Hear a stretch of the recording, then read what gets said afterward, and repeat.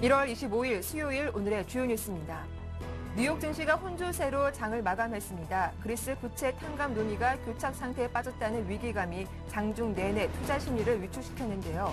다우지수와 S&P 500 지수는 하락세를 보였지만 나스닥 지수는 장 막판 들어 반등에 성공했습니다. 유럽 주요국 증시는 그리스 국채 교환 협상이 난항에 빠지면서 하락 마감했습니다. 독일은 0.27%, 프랑스는 0.47% 내리면서 장중 내내 약세를 면치 못했습니다. 국제유가가 고조되는 유럽 위기감의 하락세를 나타냈습니다. WTI는 전일 대비 63센트 떨어진 배럴당 98달러 95센트에 장을 마쳤습니다. 국제신용평가사인 스탠더드앤푸어스는 그리스가 국채 재조정을 결정하면 그리스의 국가 신용등급을 선택적 디폴트로 강등할 가능성이 높다고 밝혔습니다. 국제통화기금이 세계 경제 성장률 전망치를 대폭 하향 조정했습니다. IMF는 기존 4%에서 3.4%로 낮춰잡고 유로존의 경제는 올해 0.5% 축소될 것으로 내다봤습니다.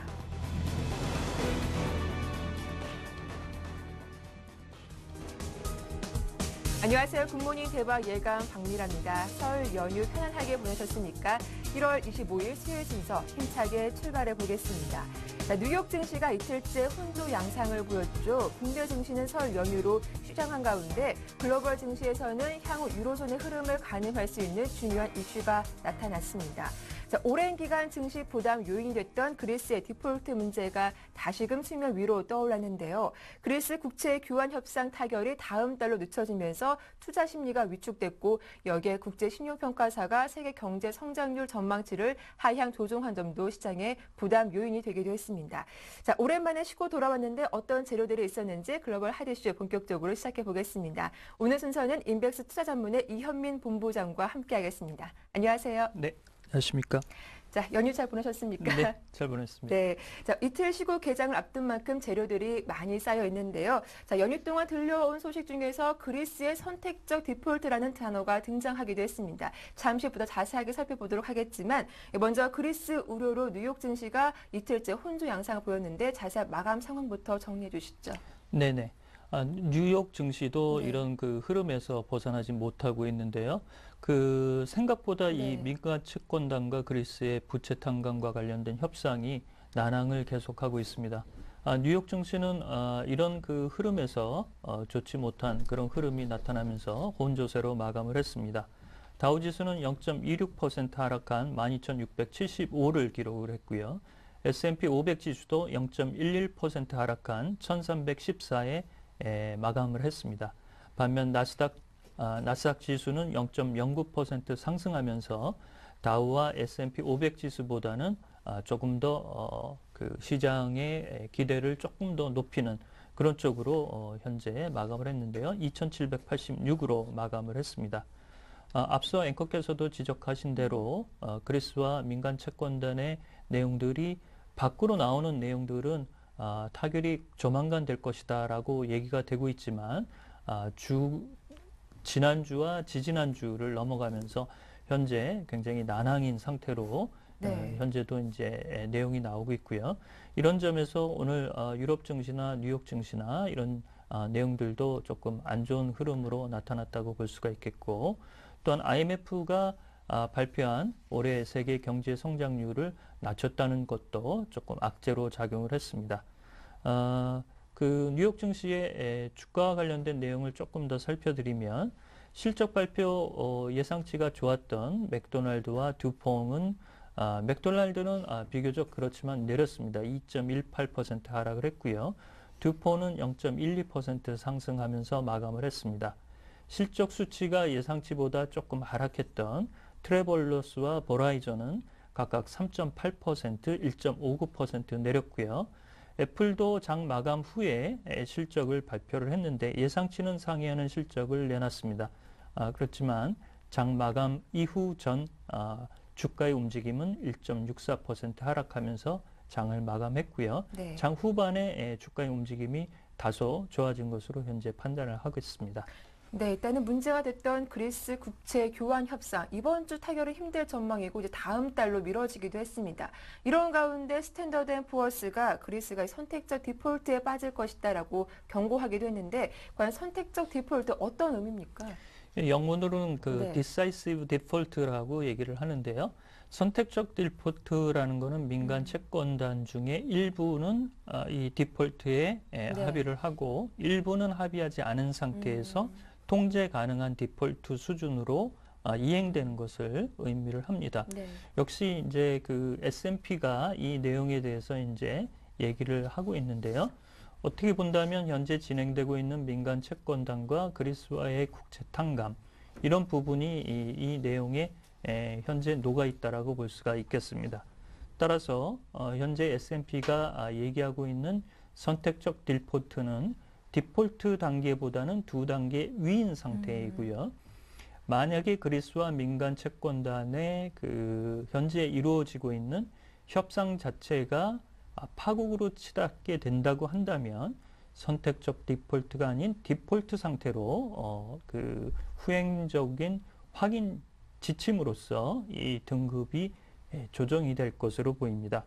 따라서 현재로서는 민간 채권단이 상정하고 있는 이른바 50%의 헤어컷 비중에서 네. 추가적으로 30년 만기 채권으로 교환하는 부분, 이런 부분으로 이제 가져간다고 한다면 실제로 민간 채권단이 가지고 있는 30년 만기 채권을 현재 가치로 할인한다고 봤을 때 추가적으로 50%지만 이보다는 더 많은 그 부담을 민간 채권단이 안게 된다라고 볼 수가 있겠는데요.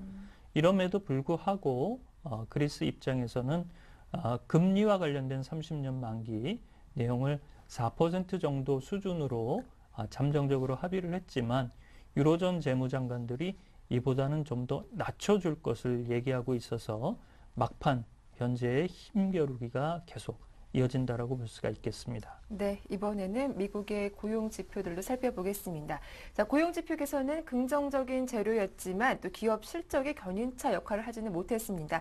먼저 지난해 12월 실업률부터 좀 확인을 해볼까요? 네, 37개 주의 네. 실업률 수치만 이번에 또 발표가 됐는데요.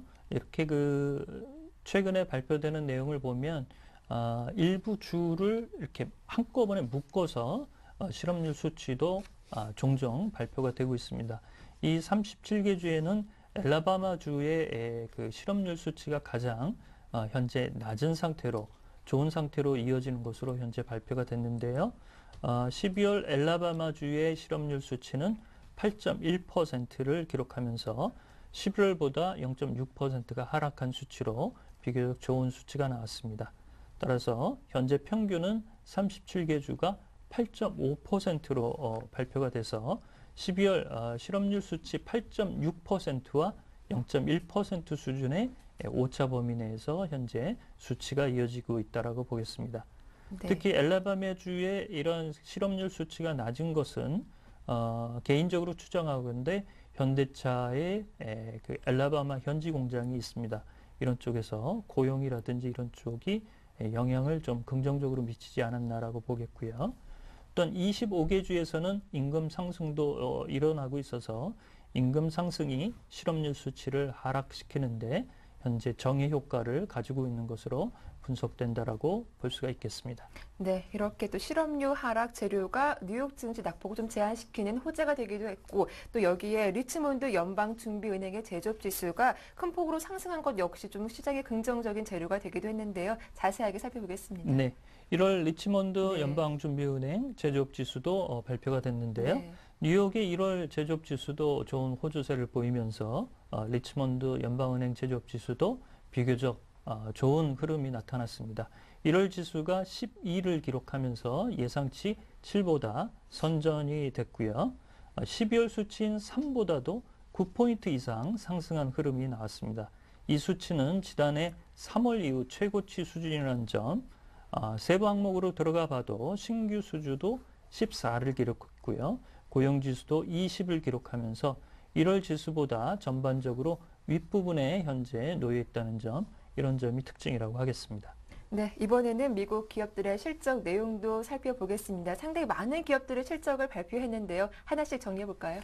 네, 기업들이 너무 많아서 시청자 여러분께서 좀 혼란스럽게 들으실 수도 있겠는데요. 기업 실적이 좋았던 내용들은 맥도날드와 듀퐁들이 예상치보다 좋은 흐름이 나타났고요. 존슨앤존슨도 4분기 순이익이 크게 줄긴 했지만 일회성 벌금과 리콜 등의 영향을 제외한다면 주당 순이익은 예상치인 1달러 9센트보다 좋은 1달러 13센트를 기록하면서 이런 그 좋은 흐름에 배가를 시켰습니다. 반면 버라이존은 4분기 순손실이 20억 2천만 달러, 주당 순손실이 71센트를 기록하면서 비교적 좋지 않은 흐름이 나타났는데요. 역시 그 아이폰에 대한 그 소비자들의 보조금 지급, 이런 부분이 실적 하락의 요인이 된 것으로 현재 시장에서는 좀 파악을 하고 있습니다만, 주당 순이익에는 이런 일회성 요인을 제외한다면 예상치인 52센트에 부합한 걸로 나왔습니다. 그 밖에 맥도날드와 킴벌리 클라크도 그 수치를 발표를 했는데요. 맥도날드도 4분기 순이익과 관련된 주당 EPS는 1달러 33센트, 시장 예상치인 1달러 30센트를 상회를 했고요.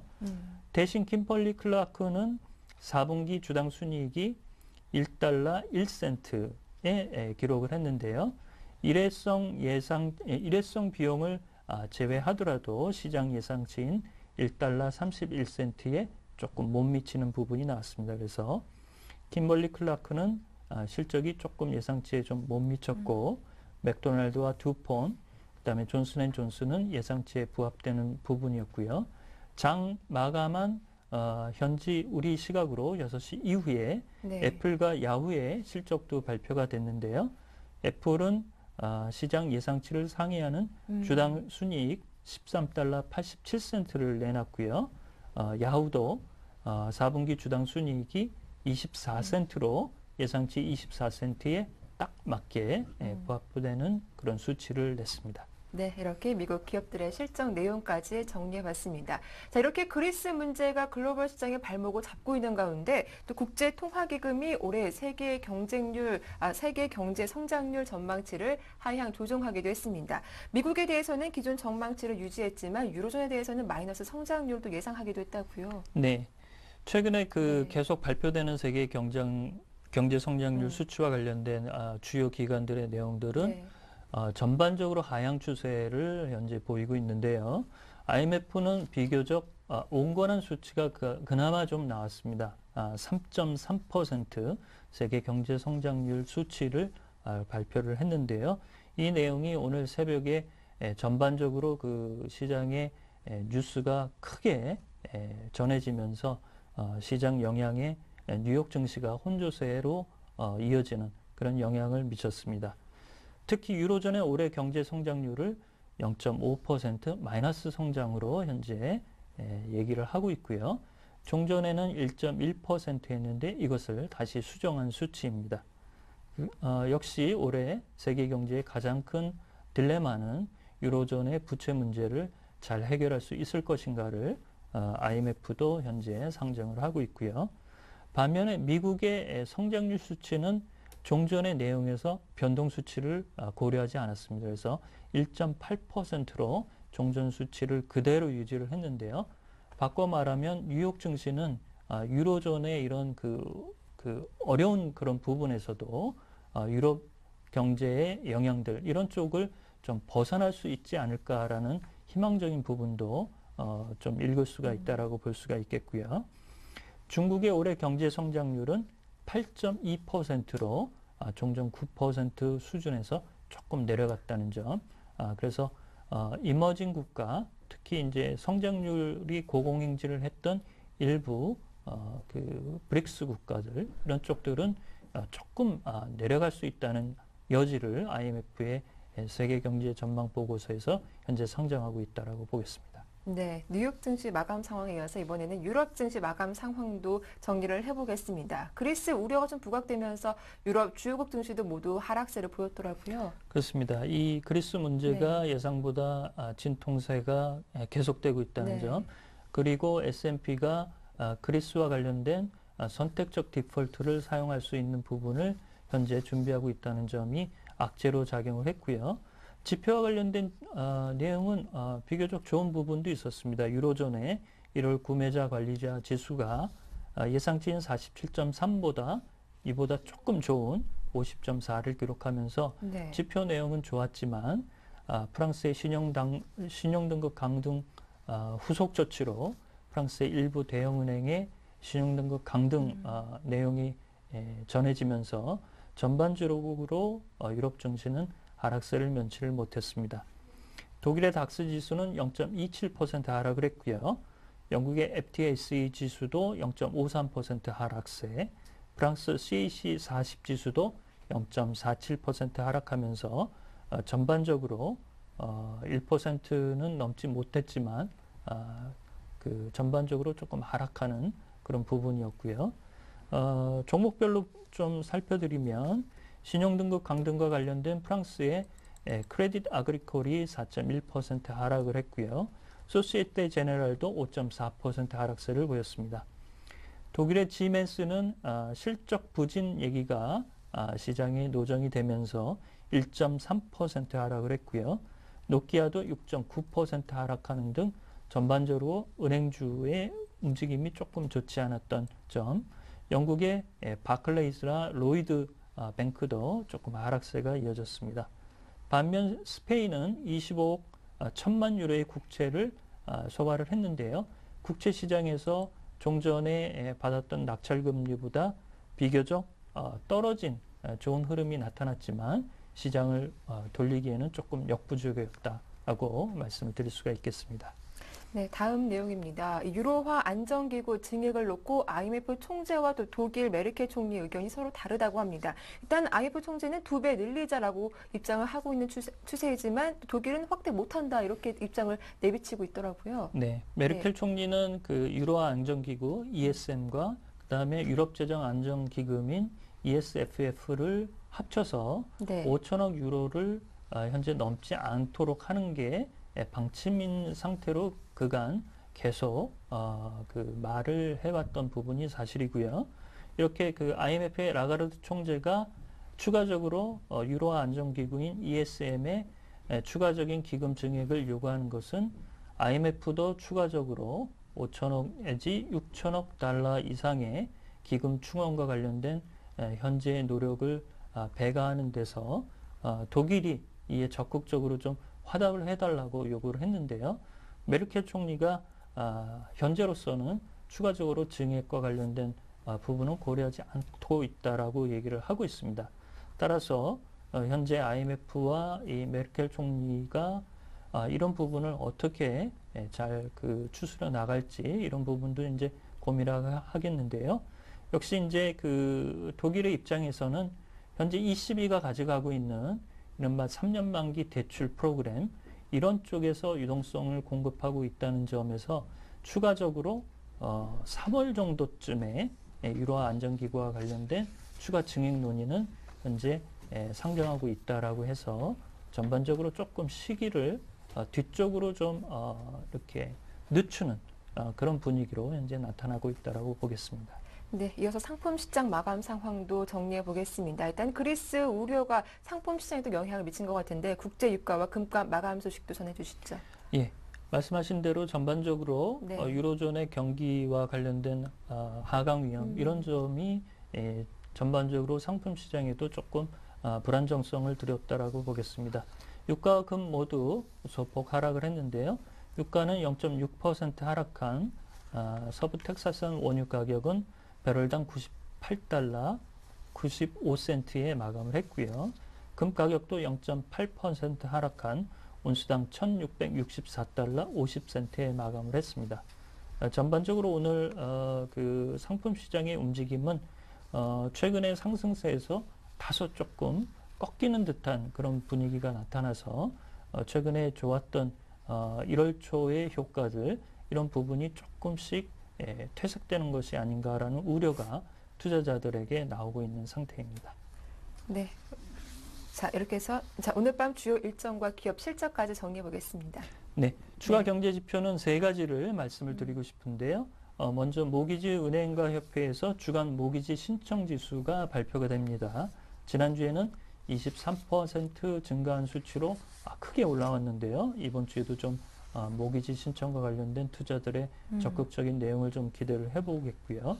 12월 미결주택 매매와 관련된 부분은 예상치는 소폭 하락한 1% 내외 하락세가 나타날 것으로 현재 예상을 하고 있고 11월 연방주택금융청 주택가격지수는 지난달과 큰 변동이 현재 없을 것으로 예상이 되고 있고요.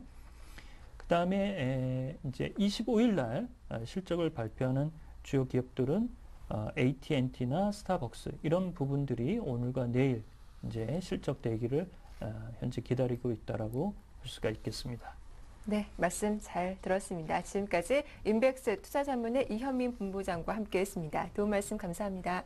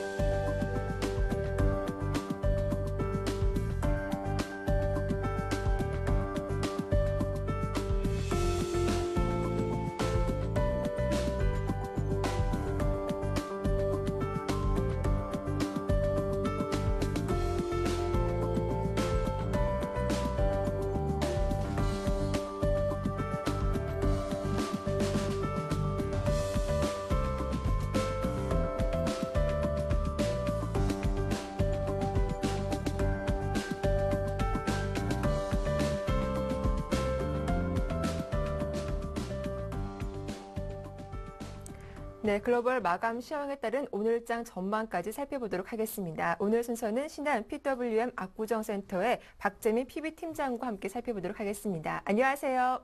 예, 안녕하세요. 예, 자, 지속된 악재입니다. 그리스 우려로 일단은 뉴욕 증시가 이틀째 혼조 양상을 보였는데요. 어떻게 마감되는지 살펴봐 주시고 또 국내 시장 전망까지 한번 부탁드리겠습니다.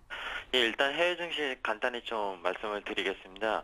뉴욕 증시가 이제 국내 증시가 설 연휴로 이제 쉬는 동안 이틀째 혼조 양상을 보였습니다. 아무래도 이제 기업 실적 발표가 좀 좋게 나온 면과 관련 경제 지표들이 좋게 나왔지만 아무래도 그리스 악몽이 다시 살아나면서 혼조 양상을 좀 보였다고 보시는 게 맞을 것 같습니다. 그리고 유로존의 이제 제조 서비스 복합 구매자 관리 지수 PMI라는 지수, 요게 50.4포인트로 이제 발표가 되어 있는데요. 지난해 8월 이후 5개월 만에 처음으로 경기 확장 기준치는 53을 넘었다는 호재가 나왔지만 IMF가 글로벌 성장률 전망치 GDP 성장률을 또 낮추면서 유로존에 대해서 우려를 물론 이제 키웠습니다.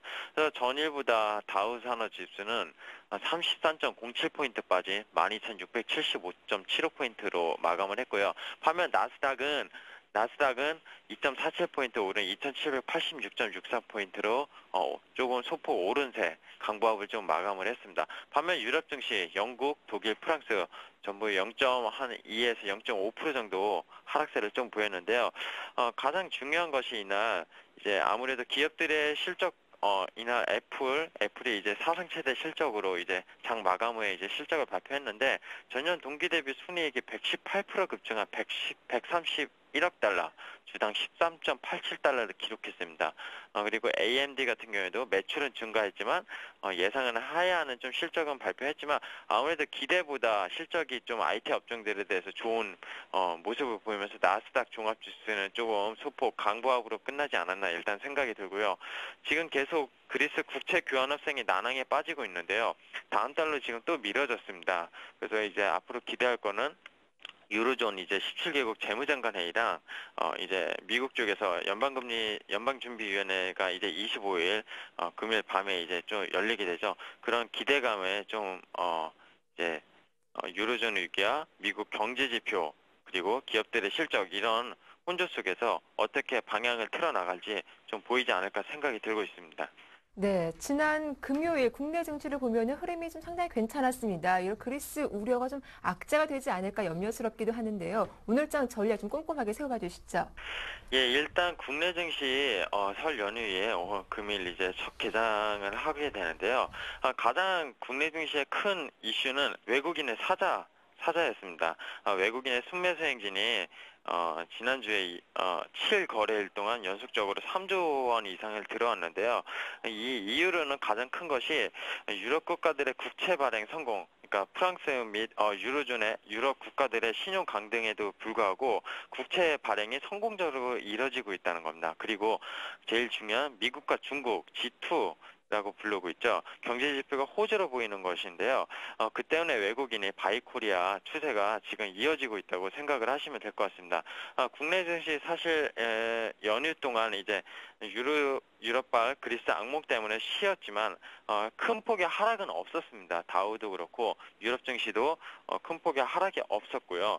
국내 증시 이제 설 연휴 직전에 좀 급등한 피로감은 사실 차익 매물이 금일 좀 쏟아져 나올 수 있겠지만 아무래도 미국과 특히 중국의 경제 지표가 워낙 좋았기 때문에 중국 관련 업종으로 금일도 좀 타켓을 좀 삼아서 전략을 취하시는 게 맞을 것 같고요.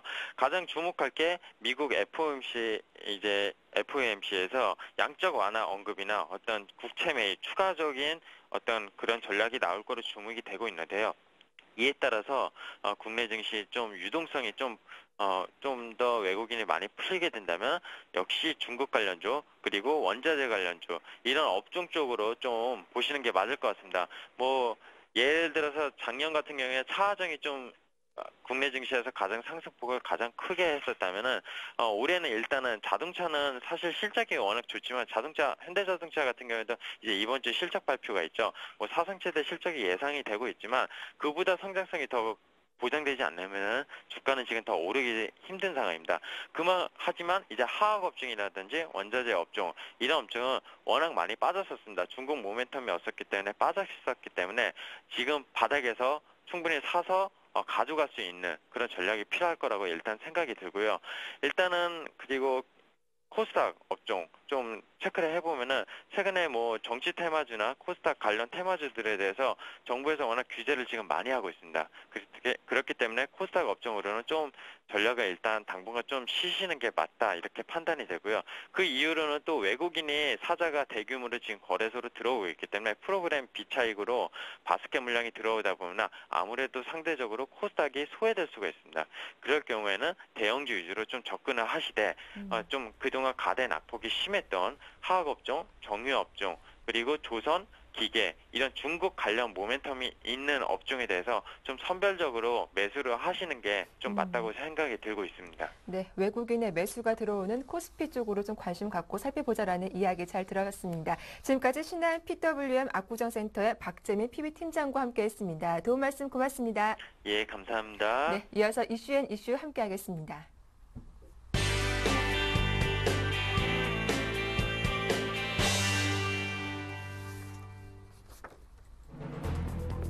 한국은행과 금융권에 따르면 가계저축성 예금 규모는 지난해 11월 말 현재 401조 2,547억 원에 달한 것으로 집계됐습니다. 외환 위기 직전인 1997년 이후 14년 만에 4배나 증가했습니다. 올해 서울 강남권 등 고가 단독 다가구 주택의 재산세 부담이 10% 이상 늘어날 전망입니다. 국토해양부가 최근 통보한 올해 표준 주택가격 예정 가격안에서 서울 전체가 6.6%, 강남구는 9.4% 오른 데 따른 것입니다. 공정거래위원회가 기업 담합에 대한 소비자 집단 소송에 처음으로 예산을 지원키로 결정했습니다. 집단 소송을 제기하는 데 들어가는 비용 부담이 그만큼 줄어 소비자 단체를 중심으로 손해배상 청구가 급증할 전망입니다. 국제통화기금이 세계 경제 성장률 전망치를 대폭 하향 조정했습니다. 유로존의 부채 위기가 관건으로 지목됐습니다. 네, 오늘 이슈의 이슈 순서는 서울경제신문 부동산부의 황정수 기자와 함께하겠습니다. 안녕하세요. 예, 안녕하세요. 네, 첫 소식입니다. 가계 돈이 은행, 정기 예금, 적금 등 저축성 예금에 몰리고 있다고 합니다. 바로 국제 금융시장 불안에 따른 것이라고요. 예, 그렇습니다. 가계의 저축성 예금 규모는 지난해 11월 말 현재 401조 2,547억 원에 달하는 것으로 집계됐습니다. 가계의 정기 예적금 규모가 100조 원을 돌파한 것은 외환위기 직전인 1997년 7월이었는데요. 14년 만에 가계 저축성 예금이 4배나 늘어난 셈입니다. 가계 저축성 예금에 돈이 몰리는 속도는 갈수록 빨라지고 있습니다. 지난 2000년 200조 원을 돌파한 가계의 은행 예금은 300조 원을 돌파하기까지는 무려 9년이 걸렸습니다. 하지만 2008년 리먼 브러더스 파산에 따른 글로벌 금융위기와 부동산 침체, 저축은행 사태 등의 여파로 가계 자금이 은행의 문을 두드리면서 저축성 예금이 100조 원 순 증가하는 데는 2년 반밖에 걸리지 않았습니다. 특히 지난해만 놓고 볼 때 가계 저축성 예금은 매달 13조 원가량씩 순증하고 있는 것으로 파악됐습니다. 이런 추세라면 오는 2014년 말께는 가계의 예적금이 500조 원 시대에 도달할 것이라는 전망도 나오고 있습니다. 한국은행 고위 관계자는 은행으로서는 자금 유입만 놓고 볼 때 호황기를 맞고 있다며 예금 금리가 많아야 4% 초반임에도 글로벌 시장 불안과 저축은행 사태, 주식시장의 높은 변동성 등이 결국 은행의 문을 두드리게 만들고 있다고 말했습니다. 은행으로의 자금 쏠림은 한동안 이어질 것으로 전망되는데요. 투자자들이 피하려고 하는 게 불확실성인데 올해는 북한 위기의 우려감이 크고 유럽발 위기가 조기에 해소될 것 같지 않기 때문입니다. 네, 다음 소식입니다. 올해 강남권 등 서울 시내 고가 단독주택의 재산세 부담이 많게는 10% 이상 증가할 거라고 하는데 자세한 내용 전해주시죠. 예, 고급 단독 다가구 주택의 표준 주택 가격은 아파트나 저가 단독 주택에 비해 시세 반영률이 낮아서 줄곧 형평성 문제가 제기돼 왔습니다. 표준 주택 가격은 지역별로 기준이 되는 단독 주택 가격을 공시하는 것인데요. 이는 개별 단독 다가구의 재산세와 종합부동산세 등의 기준이 됩니다. 지난해 국감에서도 국토해양부가 제출한 표준주택가격 관련 자료에 따르면 2010년 시세 대비 공시가격 반영률은 단독주택의 경우 51.4%에 불과한 반면 아파트는 72.6%였습니다. 이는 시세가 똑같이 1억 원인 집이라도 단독주택은 5,100만 원을, 아파트는 7,200만 원을 기준으로 세금을 매겼다는 뜻입니다. 그만큼 아파트와 단독주택의 시세가 비슷하다 할지라도 재산세와 종부세 부담은 아파트 소유자들이 훨씬 높습니다. 또 상속세와 증여세 역시 단독주택 소유자들이 덜 내고 있는 것이 현실입니다. 이에 따라 정부는 이 같은 문제를 개선하기 위해서 표준주택 가격 현실화에 나서면서 서울 강남, 용인 일대 고급 단독주택과 고급 다가구 주택의 세금 부담이 늘어나게 됐습니다. 실제 국토해양부가 오는 31일 결정고시를 앞두고 최근 일선 지방자치단체에 통보한 2012년도 표준주택가격 예정 가격이 지난해보다 서울 전체는 6.6%, 강남구는 9.4% 인상된 것으로 나타났습니다. 지난해의 경우 서울 표준주택가격 상승률은 0.54%에 그쳤었는데요. 표준주택가격 상승률이 크게 높아진 것은 정부가 현재 시세의 50% 선에 그치고 있는 시가 반영률을 올해부터 약 60% 선까지 높이기로 했기 때문입니다. 국토부는 이번에 통보된 안에 대해 지자체 의견을 수렴한 뒤 오는 26일 중앙부동산평가위원회 심의를 거쳐 31일자로 결정 고시하게 됩니다. 네, 다음 소식입니다. 공정거래위원회가 민간 소비자단체 집단 소송을 돕기 위해서 세금을 투입한다고요? 예, 그렇습니다. 공정위는 녹색소비자연대 전국연합회가 진행 중인 삼성전자와 LG전자의 제품 담합에 대한 소비자 손해배상 소송과 관련한 피해자를 모집하는 데 드는 경비를 지원할 예정이라고 밝혔습니다. 공정위가 담합, 부당표시 등에 따른 소비자 손해배상 소송에 지원에 나선 것은 처음인데요. 공정위는 소송 지원용으로 1억 원을 확보해 놓은 상태입니다. 삼성전자와 LG전자는 금융위기에 따른 환율 급등과 소비 둔화로 수익 감소가 예상되자 서로 짜고 출고가 인상과 판매 장려금 축소 등 방법으로 평판 TV, 세탁기, 노트북 PC의 소비자 판매 가격을 최대 20만 원까지 올렸다가 공정위에 적발됐습니다.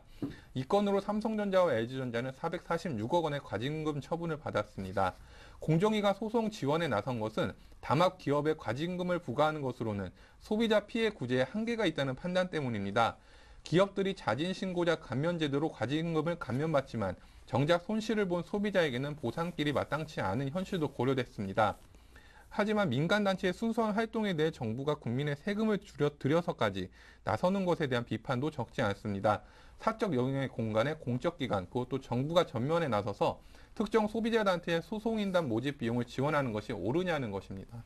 네, 끝으로 마지막 소식입니다. 국제통화기금이 세계 주요국들의 올해 경제 성장률 전망치를 줄줄이 하향 조정했다고 하는데 특히 유로존의 성장률은 마이너스로 하향 조정했다죠?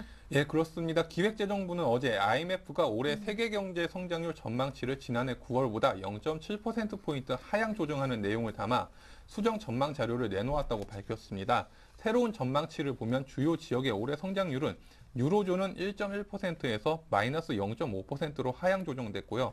일본은 2.3%에서 1.7%, 중국도 9.0%에서 8.2%로 각각 하향 예측됐습니다. 유로존 중에서는 특히 재정위기를 겪고 있는 스페인의 성장률 전망치가 2.8%포인트나 추락해 종전 1.1%에서 마이너스 1.7%까지 수직 하락할 것으로 내다봤습니다. 다른 재정위기 국가인 이탈리아의 전망치도 마이너스 2.2%로 강등됐습니다. 다만 최근 견고한 성장세를 이어가고 있는 미국은 세계 각국의 하향 조정 와중에도 기존과 동일한 1.8%를 유지했습니다. 신흥국 경제 동향과 관련해서는 긴축정책, 잠재 성장률 둔화 등으로 성장세가 예상보다 부진한 가운데 선진국으로부터 자본 유입도 급감했다고 분석했습니다. IMF는 올해 물가 상승 압력은 완화될 것으로 예상하면서도 유가는 지정학적 불안 등 위험 요인을 안고 있다고 내다봤습니다. 네, 말씀 잘 들었습니다. 지금까지 서울경제신문 부동산부의 황정수 기자와 함께했습니다. 수고 많으셨습니다. 네, 감사합니다. 네, 이어서 이슈앤 진단이 이어집니다.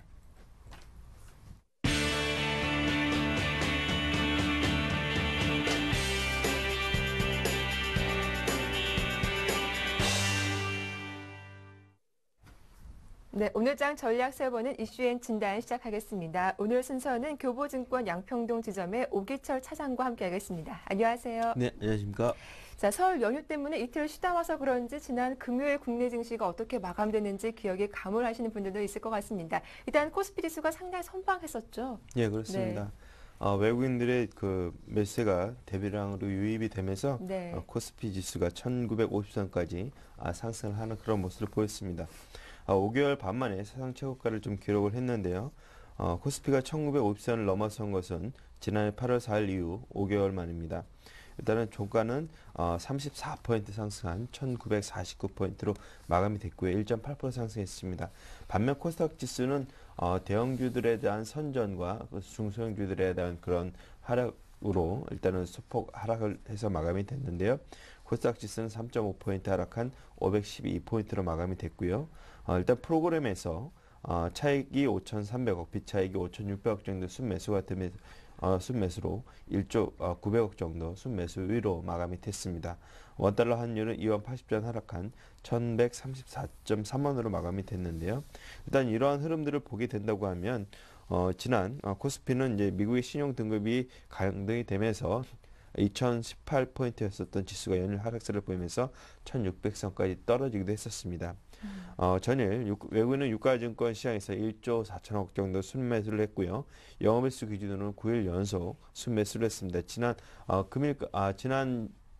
금요일까지 1월 한 달간을 놓고 보면 약 4조 3천억 정도를 순매수를 해주는데요. 지난해 1년간 8조 원 순매도를 했던 것을 비교하면 단기간에 외국인의 매수세가 급격하게 늘어난 것을 알 수가 있습니다. 일단 이러한 배경들은 유로존 신용등급 강등 이후에 신용 관련 지표가 하향 안정되는 모습을 보이고 있고요. 프랑스, 스페인 등 유로존 국가들 단기채 및 중기채 입찰이 호조를 보이기 때문으로 판단이 됩니다. 업종별로는 화학, 철강, 건설 등이 이제 키 맞추기 진행 중인 가운데 IT, 삼성전자를 대표로 하는 IT주의 반등이 재개되면서 지수 탄력도도 상당히 높아지는 그런 흐름을 보이겠습니다. 일단 코스닥 지수는 이제 3.5포인트 하락했는데요. 시가총액 상위 종목들 혼조세를 보인 가운데 안철수 연구소가 9.7% 올랐고요. 나우이즈게임즈, CJ ENM, 포스코 캡텍 1, 2%의 상승률을 보이면서 마감이 됐습니다. 네, 말씀하신 것처럼 코스닥은 좀 약보합권에 마감을 했지만 코스피는 또 5개월 만에 최고치를 기록하기도 했습니다. 이렇게 금요일장 마감 상황 정리해봤는데 지난 금요일장에서 좀 특징을 보였던 종목들 어떤 것들이 있는지 또 하나씩 정리를 해볼게요. 네, 일단 이슈가 되는 네. 종목은 일단 뭐니 해도 뭐 삼성전자가 되겠죠. 그렇죠. 삼성전자가 장중 이제 최고가를 재터치하면서 110만 원을 다시 돌파했습니다. 네. 3% 상승하면서 주가지수의 상승을 견인한 모습이었었고요.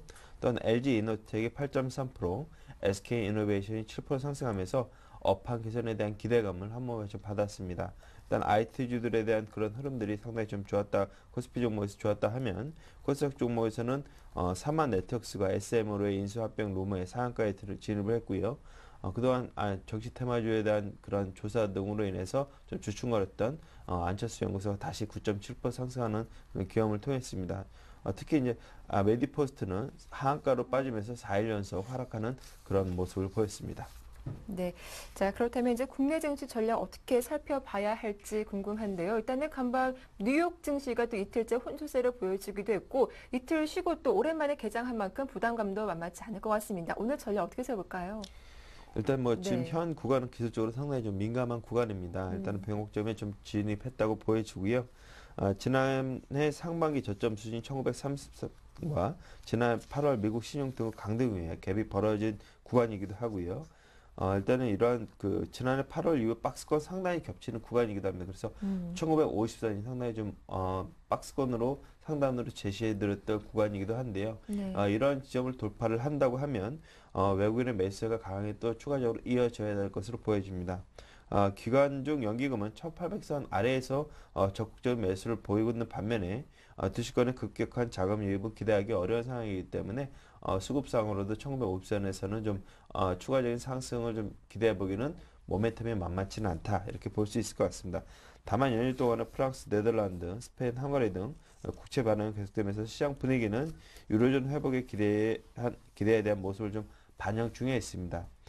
경제지표 호조와 유로존 안정의 분위기, 어닝스는 호조세, 중국 기대감 등 모멘텀이 당분간 이어질 것으로 판단이 되지만 일단 단기적으로는 유럽과 미국 시장에서 나타났듯이 좀 숨고르게 좀 들어가는 양상이 나타나지 않을까 생각이 됩니다. 그래서 경기 관련 업종 및 소재 업종이 동반 상승으로 상승 에너지가 좀 강화되고 있지만 IT, 자동차, 소재, 철강화학 섹터에 관심을 갖고 대형주 위주의 매매 전략을 유지하는 것이 조금 더 바람직하지 않을까 싶습니다. 이번 주 주목해야 될 이슈는 미국의 FOMC 금리가 이제 25일 현지 시간으로 결정이 되고요. 미국의 4분기 GDP 성장률이 27일 날 발표가 되는데 이 점도 좀 주목을 해봐야 될 것 같습니다. 네.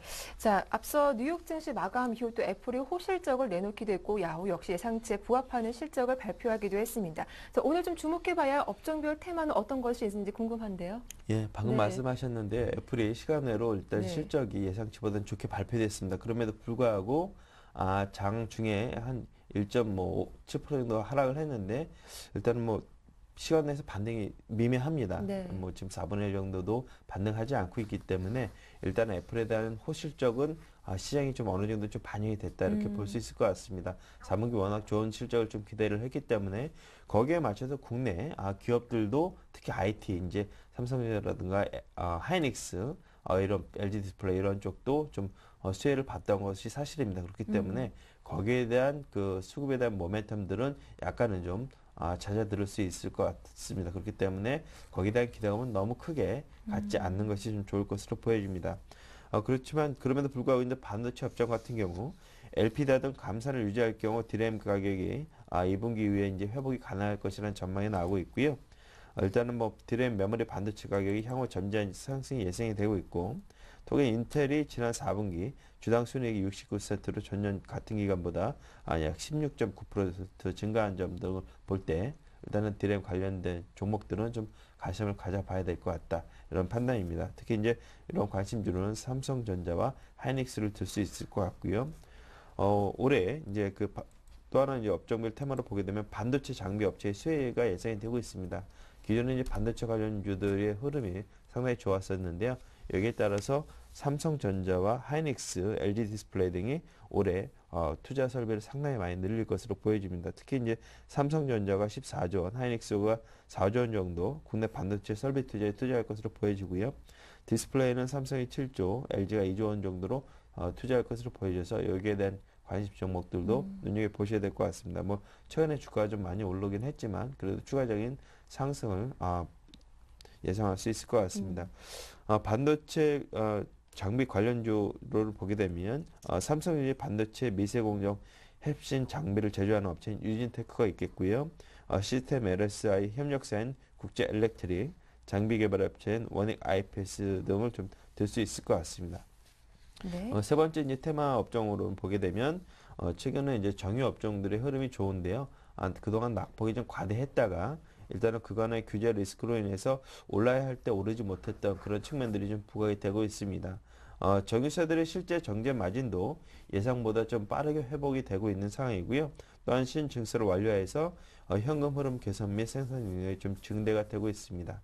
또한 이란산 원유 수입 금지 엠바고가 6개월가량 연기되는 등 이란 리스크가 좀 완화가 되고 있어서 이런 측면도 본다 그러면 정유주들 관심을 좀 가져보셔야 될 것 같은데요. 이 중에 GS, SOL, SK 이노베이션 등이 좀 관심 종목으로 보일 수 있겠습니다. 이 중에서 일단은 GS를 한번 종목을 살펴보도록 하겠습니다. GS 흐름 보게 되면 네. 최근에 외국인들의 지분 변동률이 그렇게 크지는 않지만 기관들의 매수가 좀 많이 좀 늘어나는 그런 흐름을 보이고 있습니다.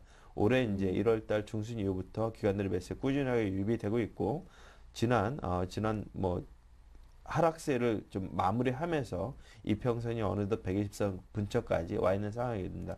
이렇다 보면 61선을 지지선으로 해서 일단 횡보세를 보인 후에 추가적인 상승 모멘텀이 좀 나타나지 않을까 이렇게 좀 판단할 수 있을 것 같고요. 그렇다면 그동안 못 올랐던 정유업종 특히 이제 GS, SOL, SK 이노베이션 등 중심으로 해서 좀 관심을 갖고 대응하시는 것도 좀 좋을 것으로 판단이 됩니다. 네, 오늘 반도체와 또 반도체 장비 그리고 정유 업종 눈여겨보면 좋겠다라는 이야기까지 잘 들어봤습니다. 오늘 이슈앤 진단은 교보증권 양평동 지점의 오기철 차장과 함께했습니다. 도움 말씀 감사합니다. 네, 감사합니다. 네, 굿모닝 대박 예감 1부 순서는 여기서 마치겠습니다. 저희는 잠시 후 2부로 돌아오겠습니다. 함께해 주셔서 고맙습니다.